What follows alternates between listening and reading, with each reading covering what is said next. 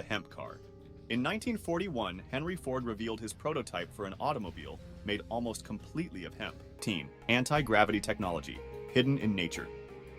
Claiming to have constructed a levitation platform powered by dead insect body parts attached to the underside. Between 1925 and 1939, the Phoebus cartel was an international cartel that monopolized the production and distribution of incandescent light bulbs throughout Europe and North America. The cartel seized over market territory, shortening the functional life of such bulbs. Reactions Matter by David W. Searcy, Jr. Please like, subscribe, comment, and share the video. Thanks for watching. Enjoy the content. What's up, ladies and gentlemen? Welcome back to the channel. I hope you're having a great, beautiful, marvelous, wonderful day. I hope your life is getting better every day. I hope you love yourself because I love you. Guys, I haven't been here in a while. I've been running my own little Uber company up here in Winter Park. You guys come check me out, davidsrideshare.com. You know what time it is. It's that time of the night, guys. We're going to get here. We're going to watch this Forbidden Technologies and Silencing Their Inventors. All right, so before we start, everybody grab your little, whatever your method of getting right for the night is. Hit that like button. Hit that subscribe button. Turn on the notifications. Share the video. Let's dive in. First, you got to click this button right here. Oh, look at this, guys. Look at this, guys. That heart disease is nothing else than the form of pre-scurvy that can be prevented and treated. Many inventions of the past never saw the light of day. Ladies and gentlemen, if my electric current kills, then I deserve to be its victim myself. Because they were either deemed too dangerous or would, in the long term, prevent Yo. making huge profits. This engine off of water, we've also had to learn the ability to adjust the burn rate of hydrogen to co-equal the fossil fuels. Join us as we look at forbidden technologies and the silencing of their inventors.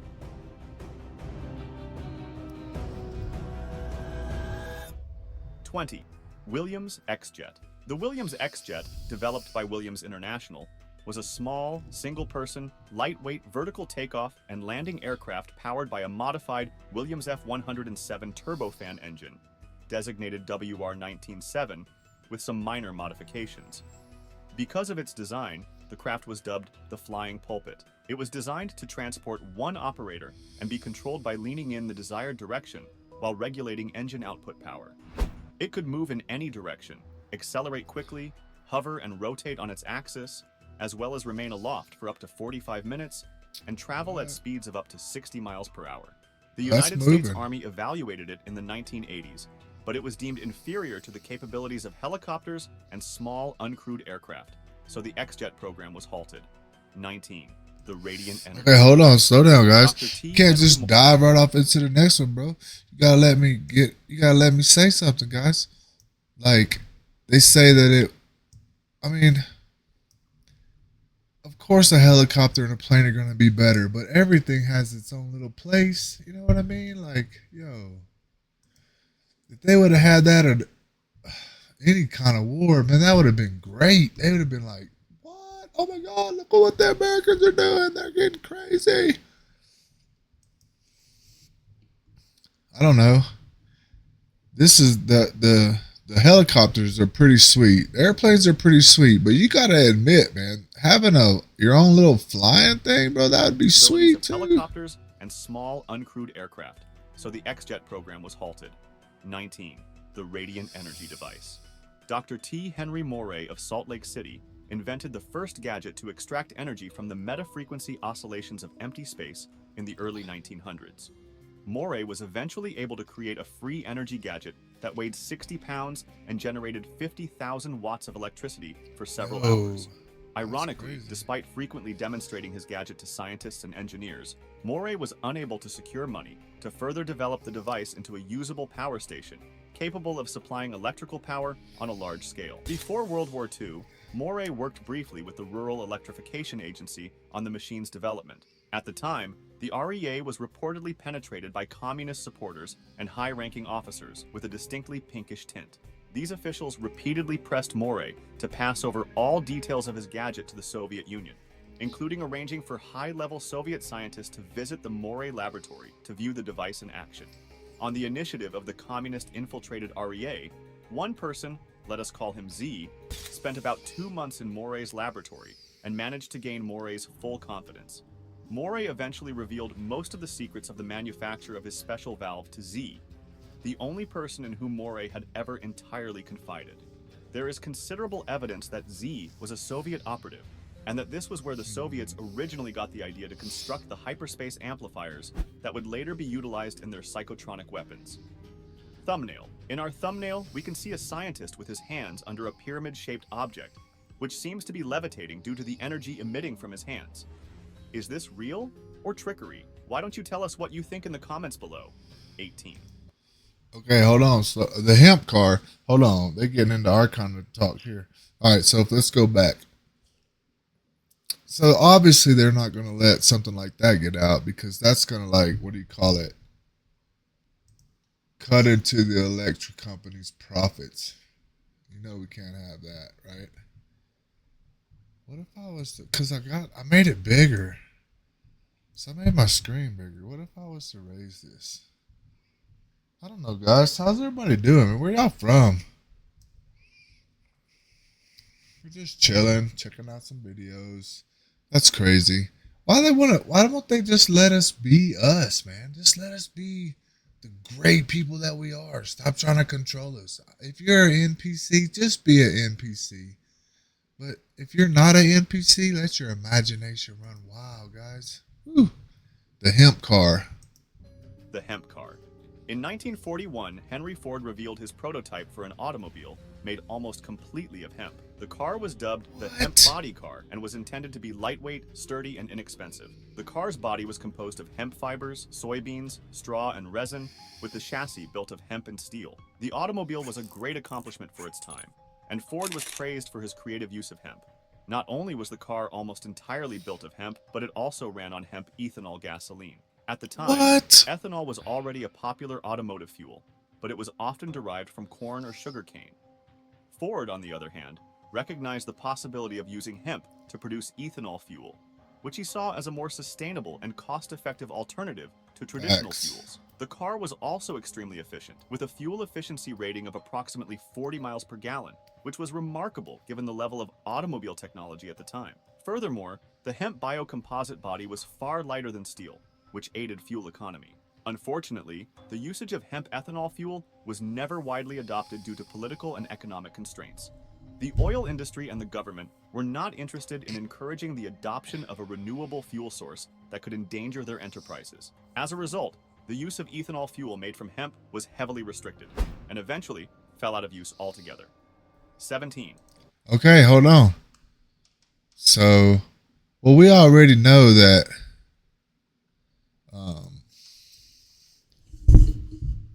that hemp grows really fast. So we could you could make a lot of hemp really fast.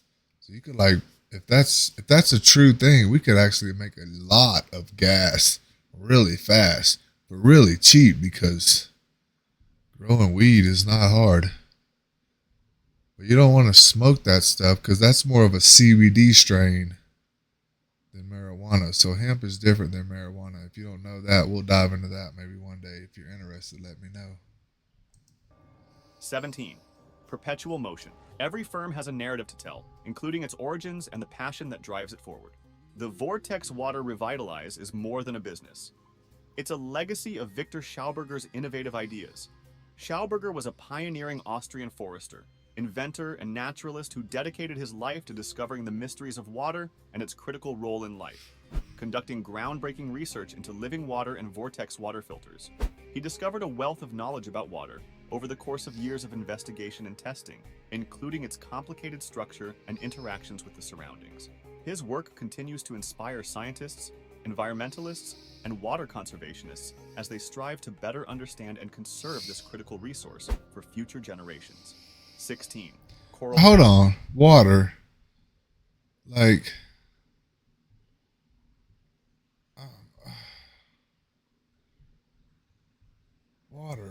I mean, we are water. Like 70% of everything is water, which is hydrogen and oxygen, which is molecules, which is atoms, which is vibration. Like, have you guys heard of that? What's that? That study about have you guys heard that study about words in water, where like that scientist froze words with water, and depending on the word that he used is what the water froze to look like? If you haven't checked that out, you really need to check that out, because that'll show you a lot about talking to yourself. Like, because if you talk to yourself, like, whew, you can really hurt yourself. All right, here we go. 16. Coral Castle. Coral Castle is an oolite limestone edifice designed by the Latvian-American eccentric Edward Leedskalnin. It is situated in an unincorporated area of Miami-Dade County in Florida, between the communities of Homestead and Leisure City. The structure is made up of multiple big stones, each weighing several tons, and molded into different shapes such as slab walls, tables, chairs, a crescent moon, a water fountain, and a sundial. It is now a privately operated tourist attraction. Coral Castle is famous for the stories surrounding its construction, which suggest Leedskalnin created it single-handedly, utilizing reverse magnetism or supernatural skills to move and carve the stone. 15. Anti-gravity technology hidden in nature. That was too fast, bro. You gotta slow down there, cowboy. I mean, that dude, like, have y'all heard of this place?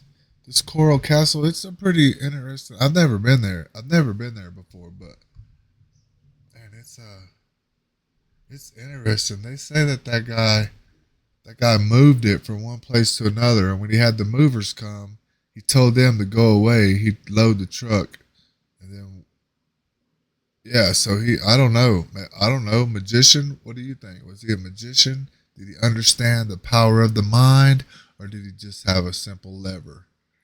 Because that lever that they just showed in that video obviously would say you could move it. Its construction, which suggests Leedskalnin created it single-handedly, utilizing reverse magnetism or supernatural he's got skills that chain to move and carve the lever. stone. 15. Anti-gravity technology hidden in nature. Viktor Stepanovich. Grebennikov was a self-proclaimed Russian scientist, biologist, entomologist, and paranormal researcher, most known for claiming to have constructed a levitation platform powered by dead insect body parts attached to the underside. What? Grebennikov wrote extensive accounts of his flights over the Russian countryside using his levitation apparatus. These flying experiments, as well as his purported sightings of other paranormal phenomena, typically involving insect nests or parts, were documented in his self-published book, My World. 14. What? Whoa. Can we listen to that again? That was kind of weird. Did he just say that he placed a bunch of bugs underneath? Stone. 15. Anti-gravity technology hidden in nature. Viktor Stepanovich. Grebennikov was a self-proclaimed Russian scientist, biologist, entomologist, and paranormal researcher, most known for claiming to have constructed a levitation platform powered by dead insect body parts attached to the underside. Grebennikov wrote extensive accounts of his flights over the Russian countryside. Yo, hold up, bro. I did hear that correctly. This guy is claiming to have, I can even point right there. This guy is claiming to have created a levitation machine with dead body parts of insects. All right, where's all my scientists is out? Would that work? Y'all need to try that. I need to see that. It's amazing. Using his levitation apparatus. These flying experiments, as well as his purported sightings of other paranormal phenomena, typically involving insect nests or parts, were documented in his self-published book, My World. 14. Cloudbuster. A cloudbuster was a gadget invented by Austrian psychotherapist Wilhelm Reich.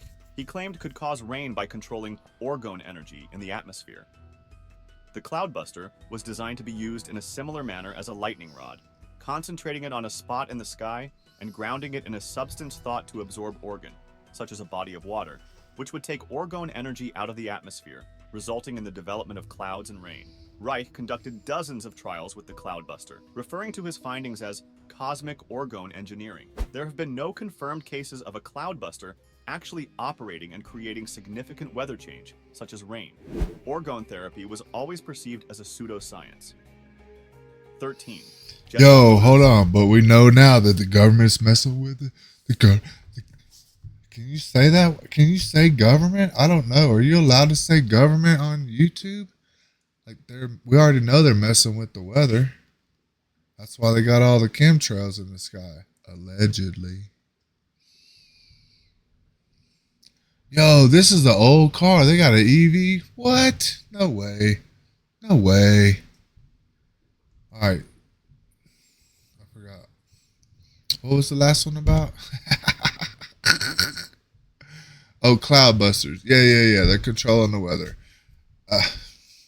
Well, that's another. No, we're not even going to get into that. We're going to go back to this. The General Motors EV1, often known as the GM EV1, is a battery electric vehicle manufactured by the American automaker General Motors. It was manufactured from 1996 until its demise in 1999. However, the EV1 program ended 4 years later. The General Motors EV1, a subcompact automobile, represented the first mass-produced and purpose-built battery electric vehicles. The EV1 concept dates to 1990, when General Motors debuted the battery electric Impact prototype, which heavily influenced the design of the actual EV1. In 1990, the California Air Resources Board issued a rule requiring the 7 largest automakers in the United States to produce and sell zero-emission vehicles to keep access to the California market. Mass production began in 1996.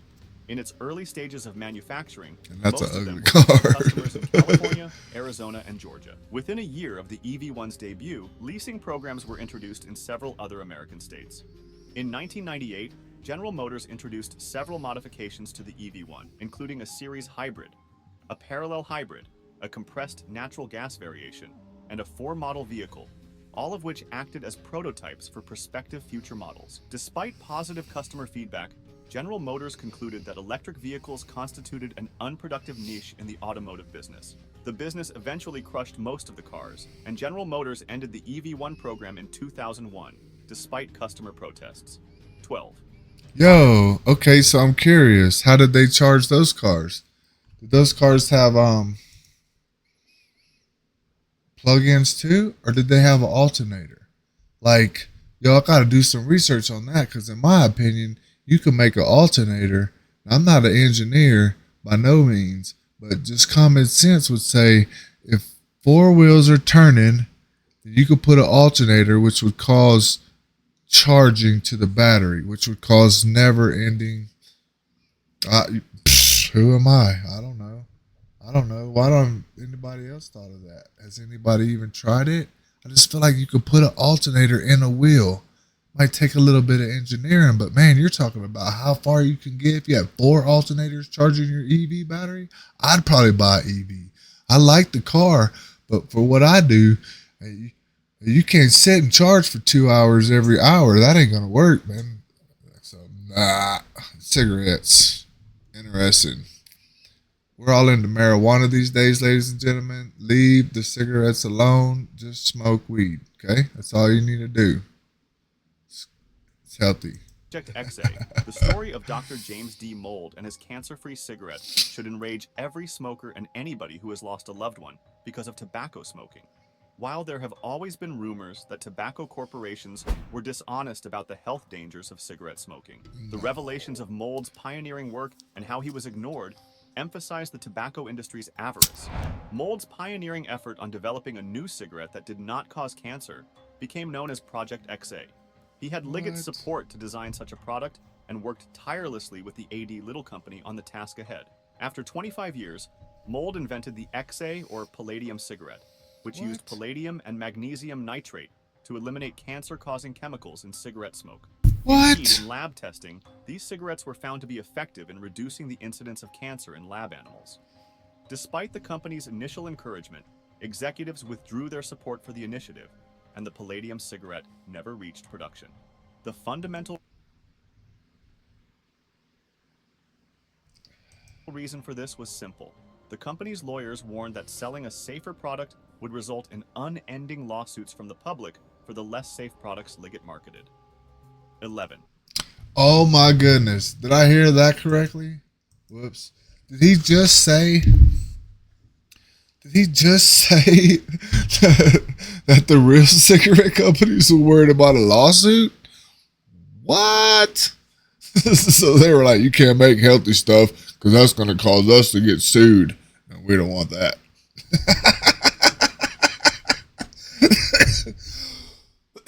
Well, this world is crooked. Golly, it's crooked. The Hendershot generator. For more than 30 years, Lester Hendershot worked on an over-unity device that was expected to tap into a magnetic force field. Interestingly, Hendershot appeared to be the only one capable to triggering it, but he was unable to provide a satisfactory scientific explanation for why his invention functioned. Nonetheless, the fuel-less generator was demonstrated numerous times between 1928 and 1960, and its reliability was confirmed by several witnesses, including Charles Lindbergh. A demonstration was even given to the press in the United States, and the equipment passed all assessment standards. Newspaper clippings demonstrate its effectiveness. However, according to Bill Beatty of KeelyNet, Hendershot encountered political issues when promoting his equipment, attempted to expand his business to Mexico, and eventually faded into obscurity. 10. Nikola Tesla's wireless energy transmission. Tesla was widely... Oh, we finna get into Nikola Tesla? What? That dude was all. That dude had a mind like you couldn't believe. Could you imagine free energy? Like, we already know that energy is, right? We're energy. So if we're energy, how do we tap into what Nikola Tesla tapped into? Does anybody know? Has anybody done any kind of studying on how to tap into natural energy? Like, it just seems like it would make a lot more sense. How's my video going? Are you guys having a good time out there? Where you from? I'm from Mississippi. I live in Colorado. You like this new background I got? Obviously, it's a green screen with, pretty stuff right here. This is my book right here, guys. Woo, let's see. This is my book. If you ever want to go find a copy, you have to search that name with my name, and then you'll find it. Otherwise, if you just search that name, I bet you can't find it. Right up here in the top, it says hit that like button. Right over here, it says hit that subscribe button. Let's stop back in. Sorry.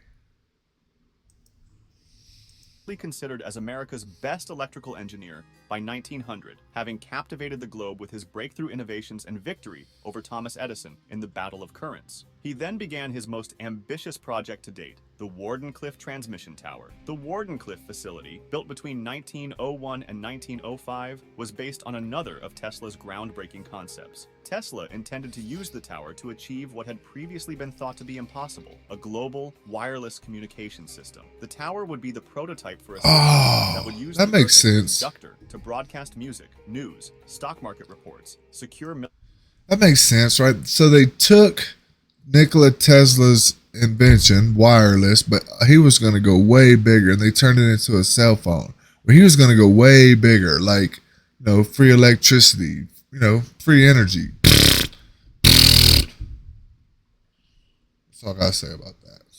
Military communications, and even facsimile images around the world. It was an extremely foresighted attempt to build a telecommunications infrastructure comparable to what the internet provides today, but entirely wireless. But Tesla had a far more ambitious plan for the huge Wardenclyffe Tower. He had already demonstrated that high-frequency signals could be carried wirelessly using his own Tesla coil transformers, which led to what would become a lifelong obsession, wireless energy transmission. Unfortunately, Tesla's lofty ambition for Wardenclyffe outstripped his means and the patience of his sponsors. The project fell into financial difficulties before completion, and the unfinished tower was finally dismantled in 1917 to satisfy Tesla's obligations. What was once a renowned laboratory full of fantastic Tesla innovations is now a desolate memorial to his most ambitious idea. 9. All right, hold up. We got to talk about Nikola Tesla. So they say that he had, what they say? Financial difficulties. I don't know. No. What he had was a product that wouldn't produce money, right? Because if it's free energy, then it's not going to produce money. So his investors were like, yo, if we go with Einstein over here's got, the capability to make money. This dude's giving away free stuff. We can't have, nah, bro, that ain't going to work. Nah, bro, what are you doing? Can't do that. That ain't going to work. Stan Meyer's water-powered car. Stanley Allen Meyer designed a Yo, I heard of this propulsion before. machine with a non-functional water fuel cell. Meyer stated that an automobile equipped with the gadget might use water instead of gasoline. Meyer's claims regarding his water fuel cell and the car it powered were deemed fraudulent by an Ohio court in 1996. Stanley Meyer died unexpectedly on March 20th, 1998, while dining in a restaurant. Meyer's brother reported Meyer abruptly went away during a meeting with 2 Belgian investors, stating they had poisoned him. Following an investigation, Grove City Police concurred with the Franklin County Coroner's report that Meyer died of a brain aneurysm due to high blood pressure. Some Meyer fans believe he was slain to prevent the spread of his ideas. Philippe Van Mortel, one of the Belgian investors, indicated that he had been financially supporting Meyer for several years and regarded him as a personal friend, and that he had no idea where the stories originated. 8. The tragic story of Yo, a water-powered Royal car. A water-powered car.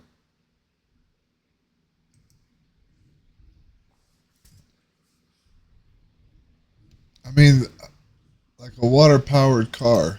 Like, to me, that would make a lot more moisture in the air. Would that not make a lot more moisture in the air if it was a water-powered car? I think it would. What do you think? You think it would? I don't really know. 8. The tragic story of Royal Raymond Rife cancer cure. Royal Raymond Rife was an American inventor and pioneer cure of high cancer? magnification time-lapse cinematography. Rife is best known for his microscopes, which he claimed could examine live microorganisms at magnifications previously thought unattainable, as well as his oscillating beam ray innovation, which he said could treat a variety of maladies by devitalizing disease organisms using radio waves. Although he worked with scientists, doctors, and inventors of the time, and his findings were published in newspapers and scientific journals such as the Smithsonian Institute Annual Report of 1944, they were later rejected by the American Medical Association, the American Cancer Society, and mainstream science. Rife proponents continue to believe that electromagnetic frequency shocks can destroy malignant cells and other disease-causing germs. Most of these claims are unsupported by scientific research, and Rife machines have not been certified for treatment by any health authorities worldwide. Multiple Yo, you gotta go check out Dr. Joe Espinoza, because he's done the research. promoters have been convicted of health fraud and sentenced to prison. 7. Thomas Townsend Brown Electrogravitics. Thomas Townsend. I don't even know what that is. What is that? Thomas Townsend Brown Electrogravitics. So anyway, back to the cure for cancer. Is that what that was, right? Cure for cancer? Like, you know how now you can get on the YouTubes, and you can see like all these, listen to this 452 hertz and all that kind of stuff. Yeah, well, that's all. I mean, it's being scientifically proven, because now we have a way to measure the ionosphere. I don't know, whatever you call it. Our surroundings. 7. Thomas Townsend Brown Electrogravitics. Thomas Townsend Brown was an American inventor who believed he had developed a sort of anti-gravity induced by high electric fields after doing study into unusual electrical phenomena. Instead of an anti-gravity force, what Brown observed has typically been attributed to electrohydrodynamics, the movement of charged particles that transfer their momentum to surrounding neutral particles in air, often known as ionic drift or ionic wind. For most of his life, Brown worked to create gadgets based on his concepts and promote them for use in business and the military. The phenomenon became known as the Biefeld-Brown effect and electrogravitics. Brown's findings inspired several amateur experimenters to create ionic propulsion lifters operated by high voltage. There are still reports that Brown found anti-gravity, which is popular among the unexplained flying object community and has spawned numerous conspiracy theories. 6. Yo, so, I'm not... My dad. What's up, Dad? This one's for you. My dad used to work at Disney World, and he says all that stuff that we see in the movies is real, but they can't give it to the public because they don't think we're ready for it. So Iron Man, for example, because I'm pretty sure that was the example they were given with, what's his name in there? I mean, that would make a lot of sense to me. Would that not make sense to you? The truth. What is the government hiding? And it's not just the government. I mean, you got to really think, right? Because there are a lot of rich people. A lot of rich people have a lot of like interesting ideas, and they like to just, let's try it. Let's see what happens. Can we do it? Can we hire somebody, put them in a basement, give them $1 billion and see if they can figure it out? I bet we can.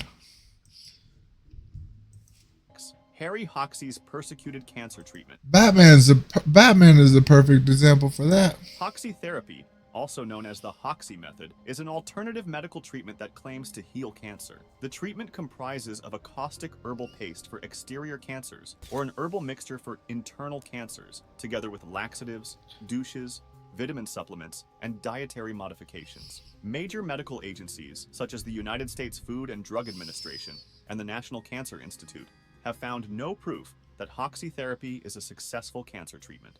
On September 21, 1960, the FDA prohibited the sale and marketing of the Hoxsey method in the United States, labeling it a worthless and discredited cure and form of quackery. The Biomedical Center in Tijuana, Mexico, is currently the primary marketer for the Hoxsey method. Hoxsey therapy is also marketed over the internet. In June 2008, the FDA National Health Fraud Coordinator stated that there was no scientific evidence and that it had no value in treating cancer. Yet consumers can go online right now and find all sorts of false claims that Hoxsey treatment is effective against the disease. 5. Okay, now are they just saying, like, you know, you got population control. So if you got population control, obviously you're gonna want to control the population. And how do you control the population? Well, you make things that get some people sick and not other people sick. Because ultimately, I mean, you don't just want any population. Like, you got to think about Hitler. He wanted a population of this type of person. So they at least want a population of like, how you do it? This type of person. Whatever. You know what I'm talking about. Weed out the weak. Only the strong will survive. The Phoebus Cartel and the birth of planned obsolescence. Between What? 1925 and 1939, the Phoebus... Yo, let's just, first and foremost, I have no idea what none of those words are that he just said. So let's like see that those words are. 5. The Phoebus Cartel and the birth of planned obsolescence. The Phoebus Cartel and the birth of planned obsolescence. Hey Google, what does obsolescence mean? Here's the definition of obsolescence: the process of becoming obsolete or outdated and no longer used.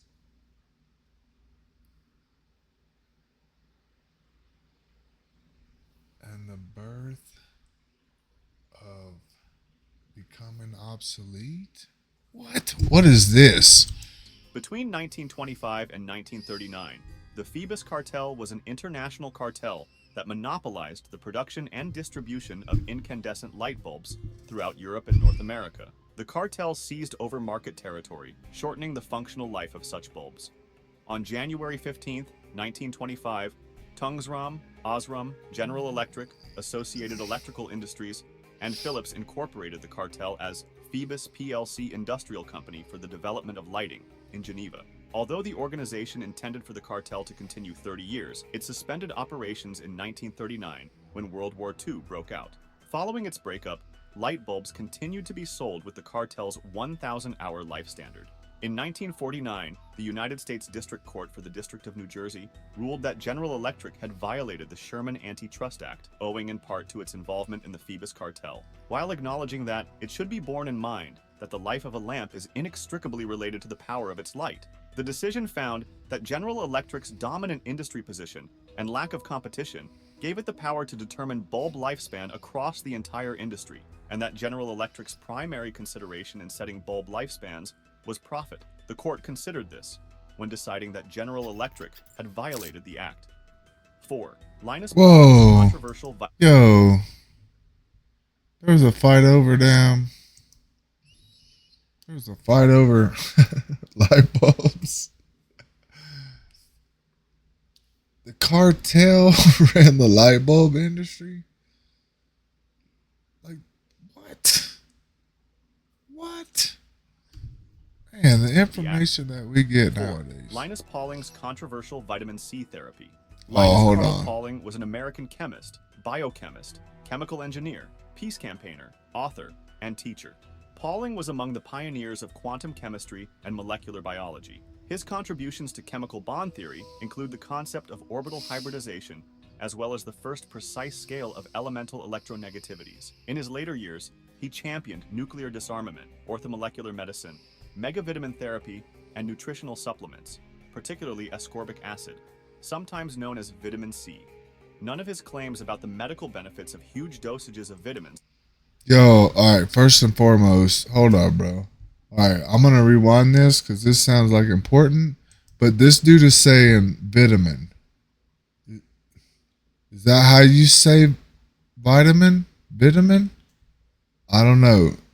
I think if it's vitamin, I mean I could see VI, but it's vitamin. Man, I don't. That's all right. All right. So he invented the. All right, I'm gonna stop. That And nutritional supplements, particularly ascorbic acid, sometimes known as vitamin C. None of his claims about the medical benefits of huge dosages of vitamins have received widespread recognition in the scientific community. 3. The cold... Wait. All right, so is that saying that vitamin are not effective, or is he saying that you could just take a bunch of it and be good? I think I just misunderstood that whole thing. Cold fusion controversy and Eugene Malov. Cold fusion. Fusion controversy and Eugene Malov murder. Eugene Franklin Malov was an American physicist, science writer, editor, and publisher of Infinite Energy magazine, as well as the creator of the nonprofit New Energy Foundation. He was a proponent of cold fusion and its investigation, as well as other experimental alternative energy subjects that are frequently referred to as fringe science. Malov wrote the book Fire from Ice, which details Stanley Pond's and Martin Fleischmann's 1989 report on tabletop cold fusion at the University of Utah. Among other things, the book claims that the team produced greater than unity output energy in an experiment that was successfully replicated several times, but that the results were suppressed through an organized campaign of ridicule from mainstream physicists, including those studying controlled thermonuclear fusion, to protect their research and funding. Malov was killed in 2004 while clearing out his previous childhood house, which had been rented. 3 people were arrested and accused in connection with the incident. 2 were convicted of first-degree manslaughter and murder, while the third pleaded guilty to obstruction of justice. 2. Whoa, so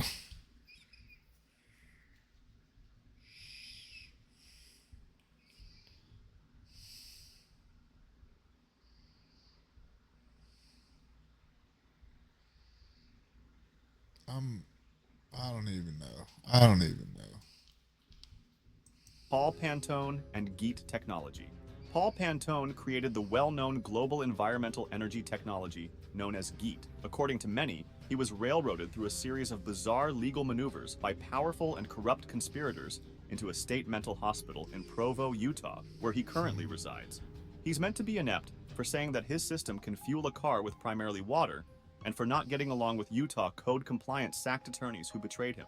Never mind the roughly 200 GEET devices in the United States that are already running primarily on water. In May 2009, a corrupt judge in Utah released Paul Pantone from his illegal detention, and he is now accessible to help researchers improve their GEET application. Paul Pantone has made over 180 discoveries and is currently attempting to duplicate them for the benefit of the global scientific community. The topics covered span from GEET to medical and natural issues. Paul Pantone has hundreds of other innovations and is looking for someone to market them. Yo, hey, bro. Hey, what's that dude's name? Hold up, what's his name? Hey, Paul Patton. Hey, bro, you need somebody to market something, but you need to hit me up. I can market anybody's anything. It doesn't matter. Give it to me. I'll sell it. Bet on that. An engine that runs off of water. Look, I live in the mountains. I mean, can y'all see that back there? Like, I live in the mountains. Like, that's really what my backyard looks like. I can go get water anytime. You just go get right there and grab a whole bunch of snow. You just grab like that much, right? there. Like grab all of that right there, and you got a ton of water. Like, I don't. What are y'all talking about? Give me an engine that runs off of water. Make my car run off of water. I'll be the best Uber driver in this country. I just pull over and put some snow in the car and freaking we'll run it, buddy. In theory.